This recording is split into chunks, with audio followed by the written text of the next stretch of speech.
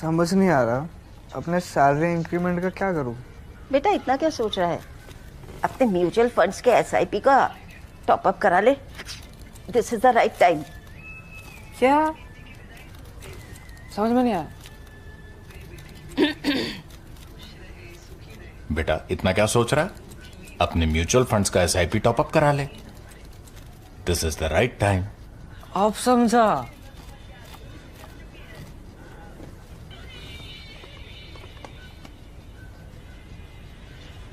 Mutual fund investments are subject to market risks. Read all scheme-related documents carefully.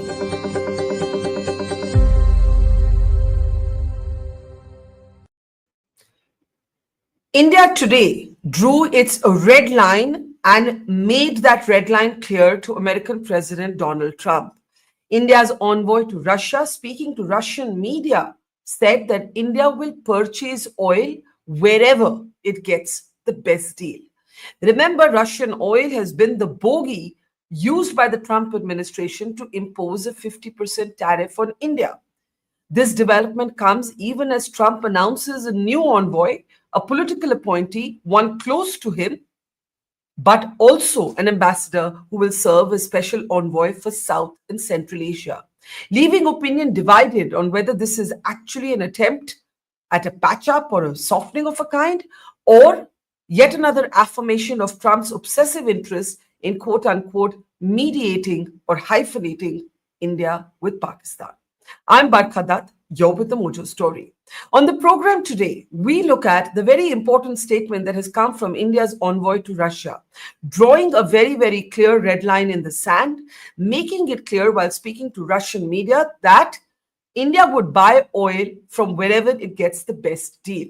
Remember, the purchase of Russian oil has been used by the Trump administration as a reason to quote-unquote penalize India with a penalty that has led to the tariffs now being 50%. India has made it clear that it will not bend. This even as Vice President Vance links the tariffs on India with an attempt to end the Russia-Ukraine conflict. Now, all of this is taking place as the Trump administration has announced that Sergio Gore, a man once described to be a snake by Elon Musk, a 38-year-old with a very, very direct link to Donald Trump, will be in the United States ambassador to India, this after a gap of 7 months. However, Mr. Gore will also be the special envoy for South and Central Asia, reviving concerns about Trump's attempt to hyphenate the region and pull in Pakistan into the equation. How should we read all that has happened? Remember, this is also a week in which Prime Minister will be traveling to China for the SCO summit. Let me introduce our very distinguished panel of experts today as the Trump story continues to dominate not just Indian but global headlines. Veteran diplomat Ambassador Veena Sikri is with us. Welcome, and it's always a pleasure. Also joining us is military veteran and thought leader General Raj Shukla.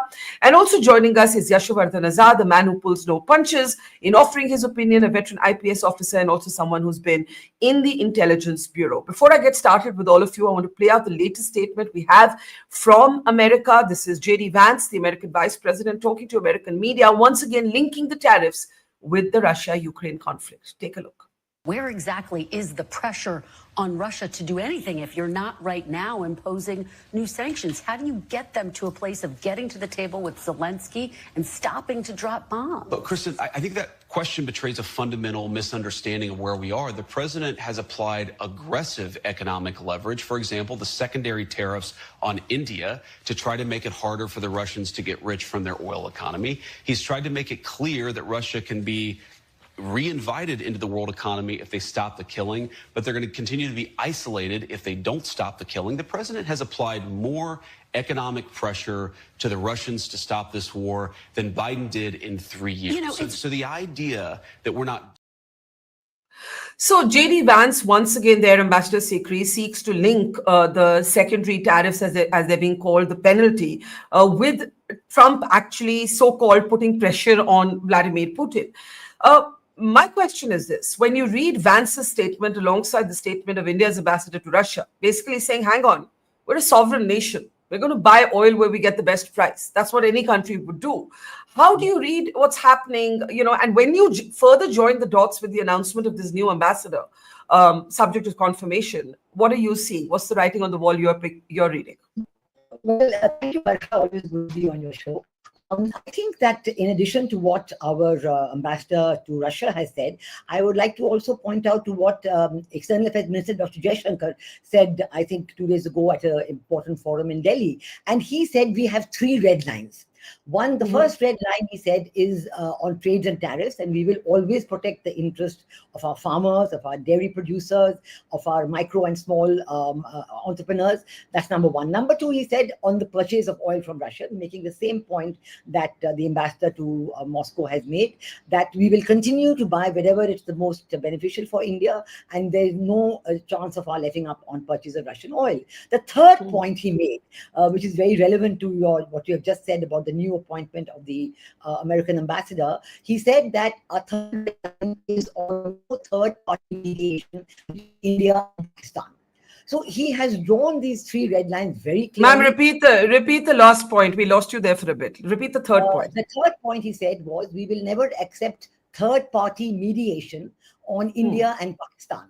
So I think these 3 lines really sum up India's very clear, crystal clear position on the subject. And we have said repeatedly, not only to the Americans, but in media articles, in interviews, that it is absolutely amazing to see that a country like China, who buys much more oil from Russia than India does, has been completely let off on the question of additional tariffs. And they've just been given a second 90-day pass in addition to the first 90-day free pass. And the European Union itself buys oil from Russia and is continuing to do so, in addition to what they are buying, of course, through India. So to say that India is the only country benefiting is complete, if I may say so, unacceptable hypocrisy. So this is one Absolutely. Absolutely. But can I ask you something? Can I ask you a follow-up there before I open it up? You said that, FM Jaishankar, one of the red lines he drew was no third-party mediation. How concerned are you? Because, I've heard 2 different narratives on the appointment of Sergio Gore as the ambassador to India, but also the envoy for South Asia. One narrative says, well, New Delhi has been acknowledged as the pivot of the region, and, it's no skin off our back. Another narrative says it is extremely concerning that the ambassador of the United States to India will also be the envoy for South Asia. There seems to be a continued push by the Trump administration to insert itself somehow into the relationship between India and Pakistan. And if you go back to the time that Richard Holbrooke, this was attempted to be done with Richard Holbrooke when he was the envoy for what's called AFPAC, Afghanistan and Pakistan. And India pushed back hard, saying that we will not be named in that nomenclature. So I want to ask you, how concerned are you at the Sergio Gore appointment? Well, I think very clearly that after External Affairs Minister's third red line, I think we are going to make it very clear to everybody in the US or anywhere else that it matters, that we can never accept third-party mediation, whether Sergio Gore is going to be the envoy or anybody else. And I think that there are a lot of reports, as you said differently. One report even said today from a correspondent based in Washington that actually Sergio Gore is being eased out of the White House, and there's some internal problem in the White House, and that's why he's being eased out. And that he himself has asked President Trump for this additional responsibility to give himself a greater importance and to be named as the special envoy for that. But you're quite right to draw the example of Richard Holbrooke. That is very clear. And just as we drew the red line at that time, I think we're going to be equally clear on drawing the red line this time. And I must tell you a very interesting point also, that the Deputy Prime Minister of Pakistan, Yashovardhan Jha Azad, has also said that actually we never asked America to intervene. So, he has also pointed that out. I think there might be a difference in Pakistan between the Field Marshal Asim Munir and the civilian administration led by Shahbaz Sharif and Ishaq Dar. So I think there are a lot of confusion on that. All we need to do is to absolutely make it clear that there is no question of third-party mediation. If Sergio Gore should have any ideas in that direction, he should have no illusions about it before he lands up here. And I'm sure that even, before he comes here, our ambassador in Washington, Vinay Quatra, will be meeting Sergio Gore, and will be meeting a lot of other people, including Marco Rubio and President Trump himself. At every stage, this point is going to be made clear. And I mean, Sergio Gore is most welcome. It's very good that an ambassador has been appointed, but absolutely on third-party mediation with Pakistan, there is no question of this being a red line that will remain and will not be altered. Okay, let's open this up now. Yashovardhan Azad, let me bring you in, and then I'll come to General Raj Shukla. Anything that you see that looks like progress, or are we still in a nosediving relationship? No, I think certainly with the appointment of Gore, this is a nosediving relationship. I mean, I would feel insulted that an envoy of South Asia for South Asia, looks after India's affairs. And the worst part is, you see, we don't worry about third-party attempts at mediation because we ignore it and we say that we don't believe in it. But the question is, the moment you have a man like Gore, who's Trump's man, and then he high-fives India and Pakistan and starts commenting on our, ceasefire violations or firings across the border or the attempts made or talks on terrorism, it's going to be a huge mess. And that's why I think this, I don't know whether it's just a general hubris on the part of Trump or especially directed against India. This is one of the reasons, I think, where India must intervene and make it a point that we don't accept envoys like this who can speak for the entire, committee of nations. If you have something for India is important enough, and in fact, he should not be the same guy even for Pakistan. So you are actually saying that India should resist or protest or object to the scope of work of this appointment. Yasho? Yes. And what would the objection precisely say, according to you? That should be that if there is a person who's accredited only to India, then he can understand much better India's perspectives. And mind you, in a situation like this, where Mr. Trump has already cut deals, oil deals or crypto deals or whatever other secret deals he has done with Pakistan, more the reason that India is a standalone partner and is not represented by an envoy who's representing a whole, a bunch of nations. I'm extremely worried personally, because he's considered to be a real Trump man. And if you have this kind of Trumpism be exhibited on India-Pakistan relationships, then God have you. The least they can do is to stay away, because that's how India manages its relationships. But if tomorrow, if Trump continues with his comments that, see, we stopped the war, and then his envoy starts commenting on each and every action of India pertaining to India, then we've had it. That is one of the strongest reasons why we cannot have this kind of an envoy here. Okay, let me bring in General Raj Shukla at this point. General Shukla, this Russian oil is in fact such a bogey, right? It's such a bogey because in fact it is the Trump administration that is taking a 10% markup in the weapons that it is selling to Europe, that is then providing them to Kyiv. In other words, America is not providing this weaponry, these weapon systems free, right? It is actually making a profit of them. And they're trying to justify this by saying it pays for the air cover and so on. But there's another Wall Street Journal report that actually talks about a $1 billion deal, and that $1 billion is being footed by 4 European countries to buy these weapons and give them to Zelensky or Ukraine's armed forces. So all this about India profiteering is, of course, a bunch of nonsense. Now, we have 2 varying opinions on the appointment of this envoy. Ambassador Sikri, cautiously optimistic. Maybe he's Trump's man. Maybe he's being eased out. No question of mediation. The red line is clear. Yasho saying object. Don't accept it. Object it and say we need a full-time ambassador for India. Now, is anyone I don't know. How do you see it, General Shukla?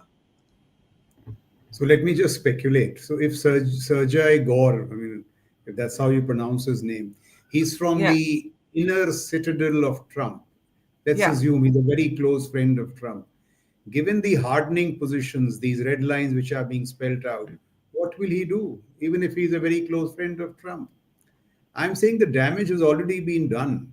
The trust has been so badly vitiated that even if they send J.D. Vance as ambassador, I don't think he'll be able to pull out the relationship out of the trouble.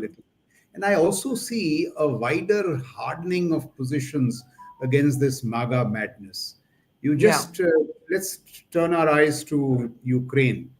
The Europeans not only united around Zelensky, they seem to be protecting him and kind of told Trump that there will be a united European position on your deal.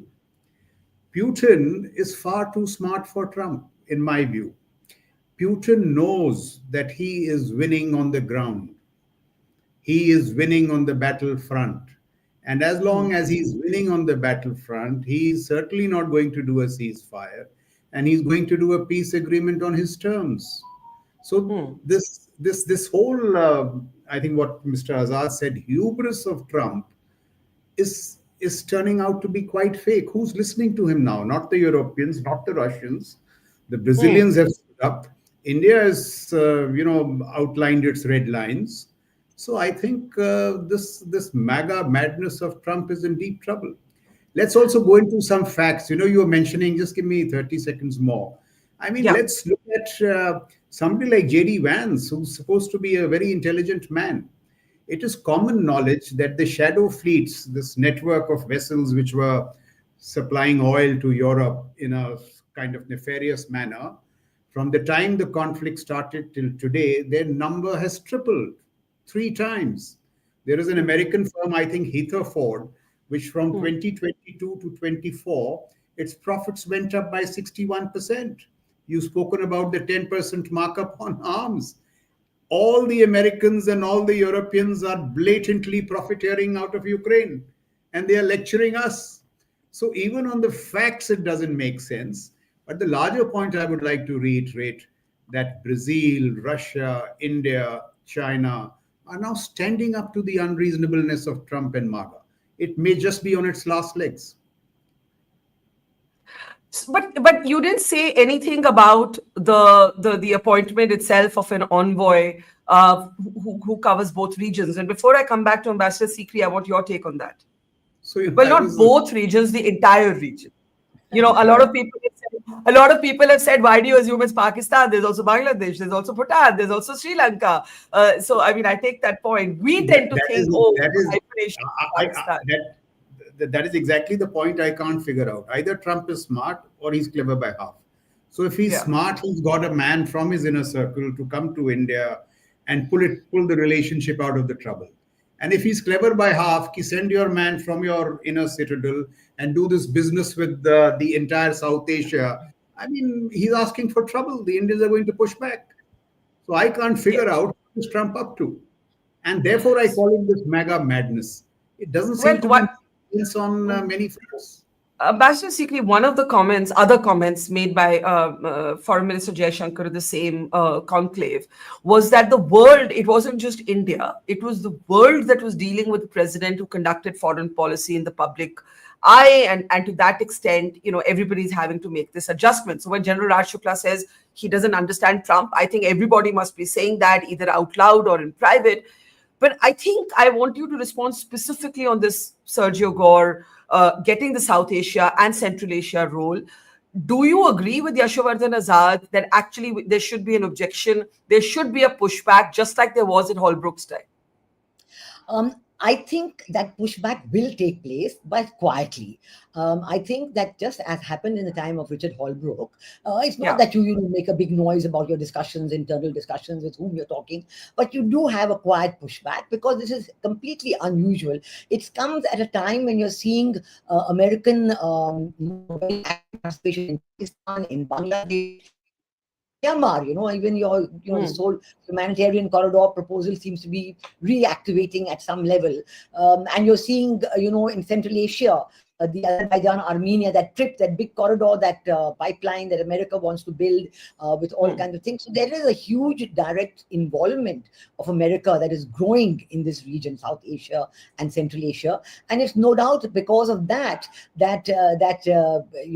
President Trump has, or that Sergio Gore has requested President Trump to give him this additional assignment. Now, let us see what happens, whether the pushback will happen, as I said, quietly, and let us see whether there's a change or whether there's going to be any formal iteration. That is the critical part. Is there going to be a formal iteration of Sergio Gore's responsibilities as special envoy? Now, that can create definite problems, because it means that, he's not only going to be working here, and we want him to be personally focused on India, to understand India's point of view, to take it back to America, to President Trump and others, and to, improve the relationship. That's the job of both ambassadors, isn't it? The Indian ambassador in Washington and the American ambassador here. So if he's going to be very diverse in his interest and attention, then the focus does not remain on India. So I think this is what the concern would be, in addition, of course, to the third party mediation, which I already pointed out. So I think there is going to be there's a lot of concern about it. There's no doubt about it. How the pushback will take place, how it will be formulated, whether it's going to happen quietly, whether it's going to happen directly, I think this is something that we're going to have to wait and see in the next few weeks. But of course, we haven't yet got the formal request for agreement as yet. We only had the announcement made on President Donald Trump's Truth Social. So I think that we have to wait and see. But it's good the ambassador has come, but the red lines of India will not change. I think that is the important point, that India is not going to give in on the red lines. And that one of those red lines, Yashovardhan Azad, has been stated publicly by India's ambassador to Russia today, saying that don't tell us where to buy oil and where not to buy oil. And I think this is now a debate about sovereignty. It is not a debate about Russian oil. It's a debate about sovereign rights. And I think that's how people have to understand it. I think that's how it has to be framed. You were wanting to respond to Ambassador Sikri. Yasho, please go ahead. Can we unmute Yasho, please? Yasho, I can't hear you. So sorry. Yeah. Yes. Can you hear me now? Yes. Okay. You see, my point is, and this is related to what Ambassador Sikri or General Shukla had said earlier. See, this is a kind of a symbolism. India is the largest democracy. India is the partner. It's in a strategic relationships with the United States. In the South Asia, you have a committee of nations, as you rightly said, from Lanka, Bhutan, and so many other countries. Would India like to be treated as just one? India has one of the largest representations in the United States of America. From defense to almost intelligence and everything, we are with them. We are in a strategic partnership against China, of course, informally, I would say now that they have their deals. So I think that this is time for a decisive action. And that's why it's extremely important. Now, the question is, given the position in the geopolitics, of course, Ambassador Sikri and General Shukla would know much, much more than me. I would just say that what are India's options right now? It's very easy to say that, if you have tariffs, then you weaken the dollar, typical economic, find diversified markets and things like that. But is it easy? Today, for the first time, I'm very happy the opposition is at least supporting the government on this. Against Trump tariffs, India is united, certainly, and that's one of the greatest points. So how do we start initiating? It's a very good thing, as Ambassador Sikri said, multipolar diplomacy, with BRICS and things like that, we should keep continuing. But this is an issue which we have to face, because this is going to damage the economy. And my last point is that, as a person who deals with internal security, and General Shukla will agree with me, on the internal security front, we need a stable economy. We need stable projections. We need that things should be so stable that we can tackle Naxalism, we can tackle Kashmir, we can tackle the Northeast. Therefore, this is a very, very great warning signal that we have. And I think we must have a very studied and a calibrated response. I think it's a really important question about security, and I want to bring that to General Shukla. You've been talking about this, before Operation Sindoor, through Operation Sindoor, now with this Trump nosediving relationship, about preparedness. And, I think the point is that there are genuine concerns here, because you have a fraught relationship with America. and you are doing business with China. The Prime Minister will be going for the SCO summit on the, at the end of this month. But China was an active participant against you in Operation Sindoor. And China has expressed surprise is India's position on Taiwan. China's capture of our markets raises another set of concerns because a kind of economic dependency has been built in that is seen to exert a kind of influence. So many concerns and not enough great options in terms of choices on the strategic table. General Shukla. Yeah, so I, really, I mean, let me just go a little add to what Mr. Azad said. I think it's a moment of reckoning for Indian statecraft. We really have to, take some very serious decisions. And let's now link it to the wider strategic uncertainties and then come to India. If I have heard President Trump over the last 2 days in various statements, he seems to be saying this, that I have done my bit. This is in relation to Ukraine. Now I leave it to Zelensky and Putin. He was referring to that supposed bilateral. And he also said that in 2 weeks we'll take a decision. And one of the decisions he hinted could be that America will back off, which means, is Trump outsourcing the containment of Russia to Europe? That seems to be on his mind. Yeah. And a connected thing from that to me, and that's just a hunch, is Trump also saying that with respect to China, while America will continue to balance China in the area of the Western Pacific, in South Asia, he will cede this territory for India and China to find a modus vivendi, which means we are on our own. And here now I will make those, iterations which I've been making for long. I'm saying that our multi-alignment is in trouble. It's being challenged by the United States. I'd love to hear what Ambassador Sikri says. Look at the challenges before our strategic autonomy. Today, we have seen how conflict panned out in West Asia, Israel, in intimate partnership with US, Pakistan, with China, as you just pointed out. Who is our technology partner? So strategic autonomy, technological sovereignty, and operational poise. So this is really a time to step up our autonomous capacities.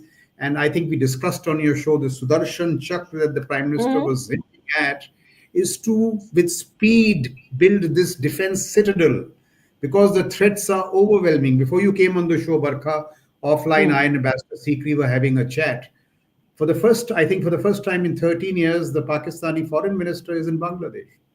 There are major defense deals being done. Munir and DG ISPR have stated openly that the next terror attacks will come from the east. If God forbid that happens, what do we do next time? Do we hit Pakistan? Do we hit Bangladesh? So very serious national security questions are out there. And I'm sure the establishment must be debating them. But the wider commentariat has to apply themselves to this. And they are really serious. And in the long term, for heaven's sake, let's develop some strategic choke points. What are those choke points? Rare earths, AI. I saw a very interesting show you did with somebody on AI. AI is about 20 chips, energy. We are nowhere in that dimension. It is these autonomous capacities. Unless we build them, our strategic autonomy may be in peril. You've said it very bluntly, and I'm going to take last comments on exactly this point. What happens to India's strategic autonomy with so many balls up in the air? I'll start with you, Ambassador Sikri. I think we all agree that our strategic autonomy bothers this American administration. You have Pete Navarro not just writing in the FT, but coming forward and calling India a laundromat for the Kremlin, writing in the FT saying you want a strategic partnership, pick a side. Jaishankar has responded to that saying we've learned the vulnerability of actually being too dependent on any side. So if anything, the Americans are going to reinforce our instinct for multi-alignment. But I take General Shukla's point that a lot of these relationships are now not predictable. Pakistan and Bangladesh coming closer, China's interests in Bangladesh, Pakistan being a vassal state of China, us treading cautiously with China, fraught with America, the same America might cut a deal with China. I mean, there is a sense of not being able to war game this because all of it is upended. Look, I think, yeah, thank you for pointing out all those complexities, including what General Shukla and Mr. Azad have said. I think the only answer is to reinforce our strategic autonomy. There is no other answer. Now we have to reinforce it. I agree fully that the basis of strategic autonomy is our continued economic growth. Now that has to be a big focus, and I welcome, for example, the decision on Safran engines, which was announced 2 days ago from France. So we are not stopping at anything. We are doing our technology inputs from various sources. Look at the India-UK FTA. It was a very important and significant FTA, and that's going to lead, at least prospectively, to an doubling of the trade in the next 5 years. And so any shortfall that may be there with USA as a result of this, the tariffs, although we do know that there was some announcement from the USA that maybe they'll postpone the tariffs by 1 more month. So that announcement is also there. But the answer is to strengthen our strategic autonomy. There is no doubt that America is now becoming very vocal about it, but we do know that even under the Biden administration, there were always a lot of question marks and remarks on this. It has always been a big sticking point with America, but now we have even more valuable and confirmed about our multi-alignment. We are going to see possibly an American invasion of Venezuela in the next few weeks. That is also being talked about in a very big way. So I think we have to keep away from all of that and focus on our own economic growth. We have to ensure not only 6%, but maybe 8 to 9% economic growth every year, and we can do it because I think the talk is that just the GST reduction, with just 2 tabs and bringing it down, may release so much money for the consumers. It may and for entrepreneurial development that it might itself be the first boost, the first of the major reforms. There are many other major reforms that we're talking about. I think, for example, on the pharmaceutical sector, why are we continuing to be dependent on China for the API?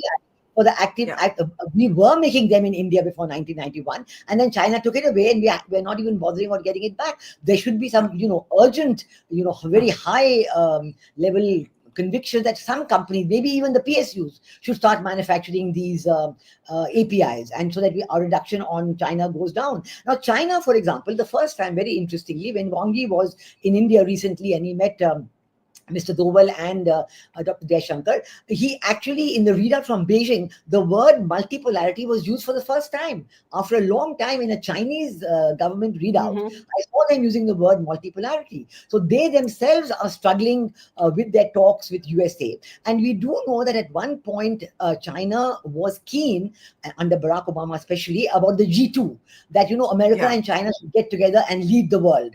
And at that time, really, they were telling the Americans, look, you leave India is in our part of the world, we'll deal with India directly. But now we've seen that there is a dependency between India and China. They do need our markets, and they have now promised that yes, we will give you the rare earths, we'll give you the tunnel boring machines and the fertilizers, etc. So it's a transactional issue. I'm not thinking of China changing its stripes or anything like that, but I think that this question of multipolarity is gaining resonance, and maybe even China's rethinking, do they want to be in a G2? All that America is doing in Pakistan and in Bangladesh, it is really telling China, look, we also have, the Pakistan card is not yours, we have a stake in it. The Bangladesh card is not yours, we have a stake in it. We are coming into Myanmar, we're getting it. So these are a lot of this dance between USA and China as well. We are watching all that. We know what it's all about. We have to have our eyes and ears open. Yes, Bangladesh could very well be, a big possibility of that's what Pakistan wants.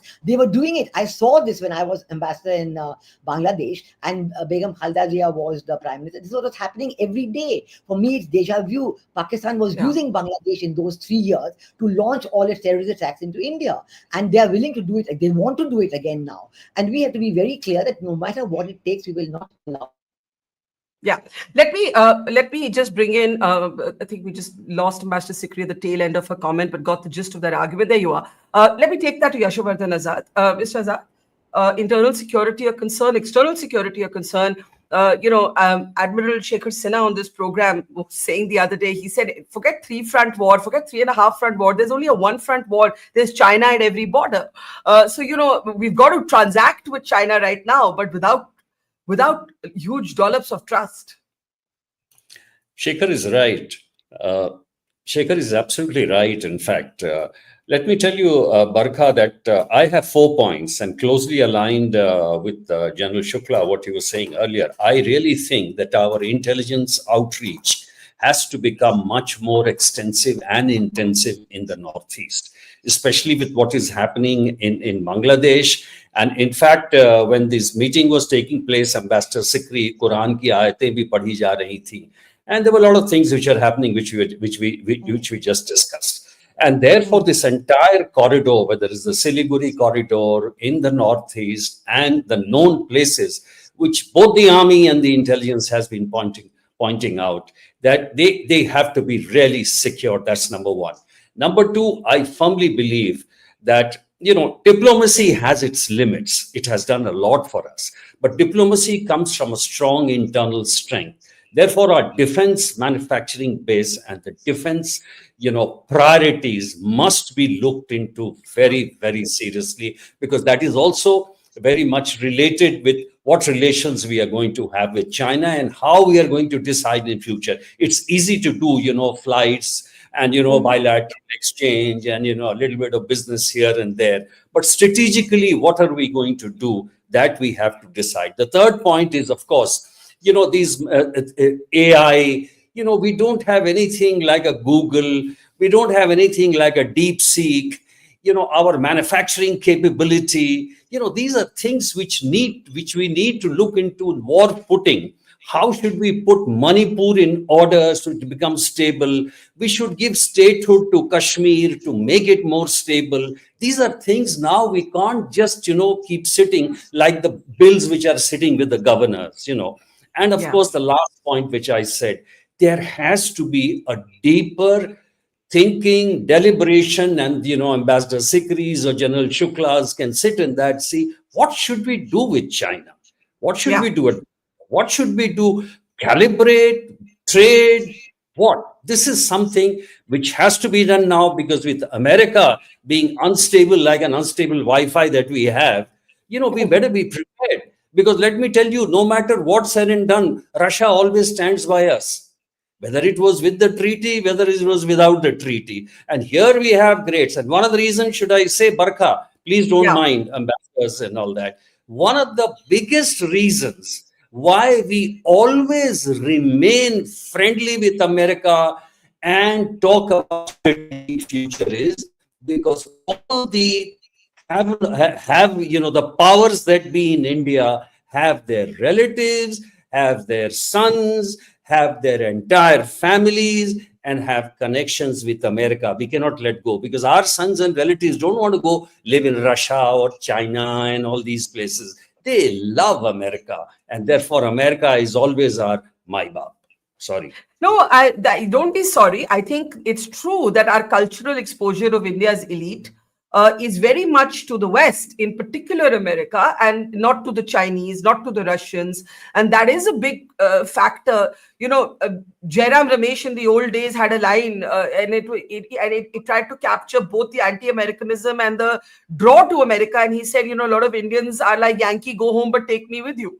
And Yankee, go home and take me with you, because it was about this sort of, cultural, globalized, in a globalized world, the cultural affinity by India's elite, but yet the suspicion that America's out to get our self-esteem and our self-pride as a nation. I was going to give General Shukla the last word, but Ambassador Sikri, I saw your hand go up. Please respond, and then I'll give General Shukla the closing comment. Ambassador Sikri?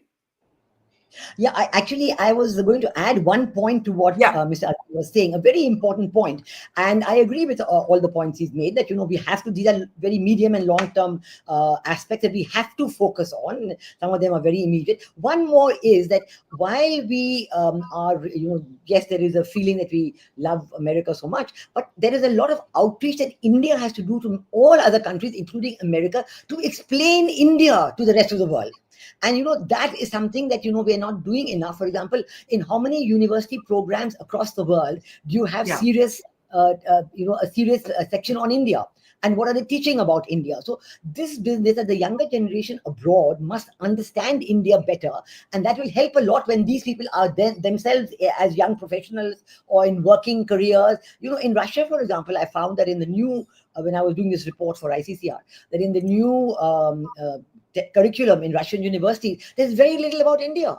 There is a love for India. Politically, it's there. I don't think that that Russia will ever let India down. But we need for the younger generation to bring them up to scratch. And this is something we have to work on very hard. But I think you're absolutely right what both of you have said. But I think it's also true that what we call, General Shukla, a globalized world is in fact an Americanized world. And that is why those who've had exposure, whether it's food, clothing, music, university, education, books, right? I grew up in school being made to read the Russian classics. But I think, all of that sort of ended at some point. There's the Yankee go home but take me with you reference. But General Shukla, I'll give you the last word. Can we unmute General Shukla, please? Sir, are you muted at your end? No. Now go ahead. We can hear you now. Yeah. Go ahead, sir. I was just saying, though, I don't have anybody very up close in America except a nephew. Yet I was taken in by the Americans. And I really thought that this was a period, what was that, from the stars to the seas. And I'm reminded, I think it was Mark Twain, if I'm not wrong, who said, the more a man reads and the wider he travels, the more likely he is to marry a country girl. So Russia is that country girl. We've returned to Russia. We've returned to strategic autonomy. But on this China point, I wish to make a serious argument. It is a long argument, but just let me present it in brief.